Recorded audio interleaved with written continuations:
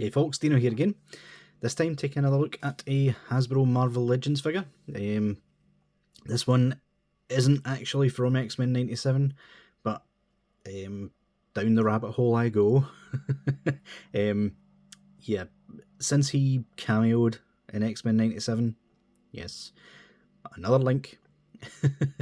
I thought, can I get a Captain America for the X-Men 97 shelf?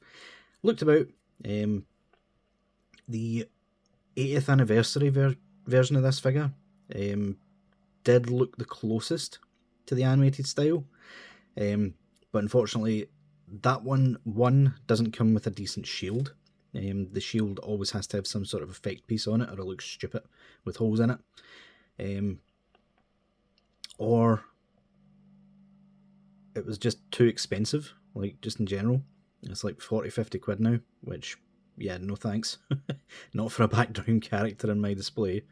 So I looked about and found this guy on Amazon for, at the time of this recording, 16 quid, which is a bargain. Link down in the description if you want to buy him. Might not be at that price by the time you get to click it, but it's always worth checking. So yeah, this is Ultimate Captain America, which I think is a more modernised look in the comics for him. Not quite MCU Captain America, but it's sort of like an in-between. It's a more modern look with a more modern looking like outfit. I mean, he doesn't have the wings on his sort of mask for starters, which I thought was a bit of a shame, but yeah, it was either that or not have one at all, so what are you going to do? So without further ado, let's get this guy off the turntable and take a look at his box. So since this figure released last year, it's in plastic free packaging. Thanks Hasbro, all these plastic free packaging boxes cluttering up my loft at this point. But yeah, it looks decent enough. I'm assuming this is more of the normal style box. I mean, we not long after reviewing the Morph figures, and that had this style packaging just with the window. So yeah, I'm assuming this is more of the normal Marvel Legends boxes that you get these days. But yeah, nice render on the front of Cap and his comic version in the background as a silhouette. This is a Build-A-Figure, the Puff-Adder wave, I believe, which, if we look on the back, it did come with a head for Puff-Adder, but since I, one, don't have the figure, the Build-A-Figure itself, and two, have no intentions of completing the wave, I don't think there's any point in me showing that off. Like, it's still in the box and it'll remain there. So yeah, you see another render on the back of Cap. It comes with an angry head and a couple of extra hands, and that's pretty much your whack. So yeah, legalese, usual. So yeah, let's take a look at those accessories, shall we? So in terms of accessories, he really doesn't come with a lot. He comes with the shield, for starters, which looks decent enough. It's just plain red plastic with a bit of white, blue, and a white star paint apps on it.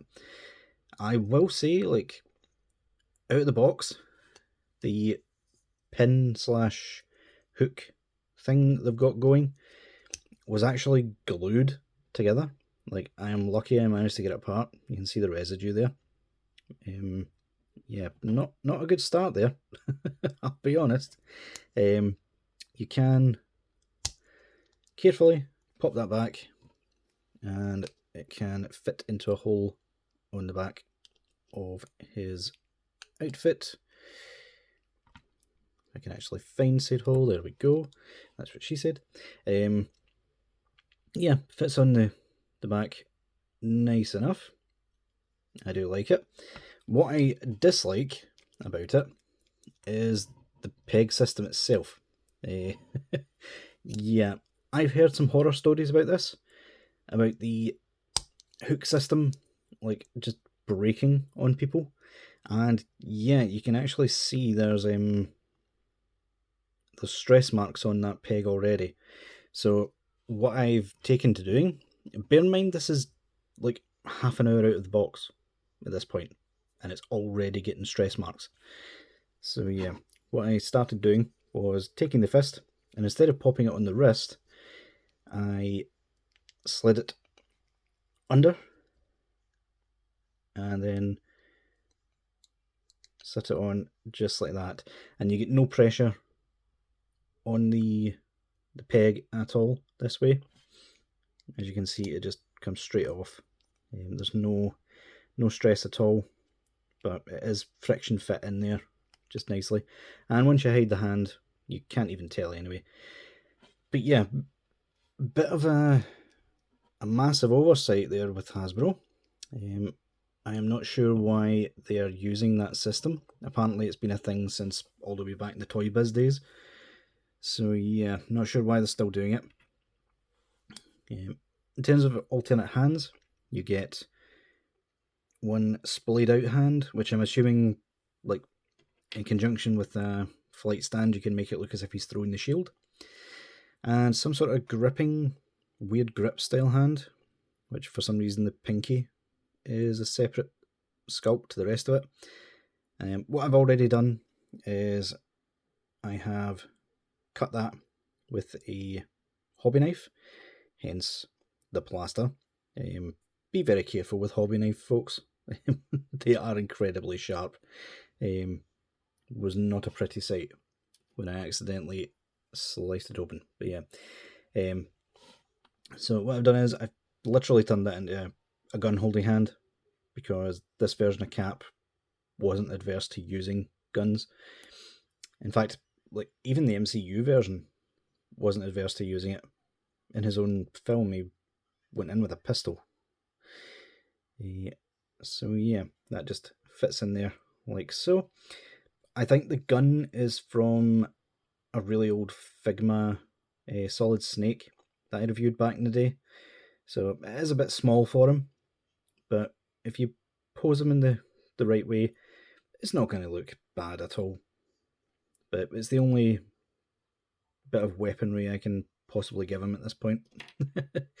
And in terms of alternate head, he says as he drops it, you get this one, which is gritted teeth, really angry looking face. Which, yeah, the paint apps are decent. I just don't like the look of this head. He almost looks more evil than he does angry. Which, yeah, that's not the Cap I know. And yeah, default head looks fine, if a bit square. Like I said, I did prefer the 80th anniversary version. The head was better looking, and it looked more classic style. Which, yeah, unfortunately, I don't have the budget for that figure just for a background piece. So this guy will have to do. In terms of details of the figure, they're actually pretty decent. All the paint is where it should be. There's a couple of missed points. Like, if you look carefully where the scale sort of detailing on the shoulders are, they have missed out parts of that paint, which is a bit annoying, but hey yo, what you gotta do. Same on this side. In fact, is the paint actually missing, or is that just my harsh lighting? Yeah, I am not actually sure at this point. Like, from some angles, it looks as if there's white shining through, but from other angles, like, it looks fine. So maybe they're not missing. I don't know. The grey underneath his arms is fine. It's nicely painted. A bit of a paint mistake on his shoulder here. There's a bit of blue. Nothing on that side. The star is decent. The stripes are decent as well. I'm not sure if is that white plastic with red or red plastic with white. I'm going to assume white plastic with red. Just because it looks too clean to be the other way about. Yeah, the only other paint up on this guy is the belt buckle. Everything else is just molded plastic, which is fair enough. Like, if you can make just bare plastic work, then go ahead. It means there's less room for error with the actual paint apps. So yeah, but the details on his belt are nice. I do like that. And yeah, I like the details on the boots and gloves.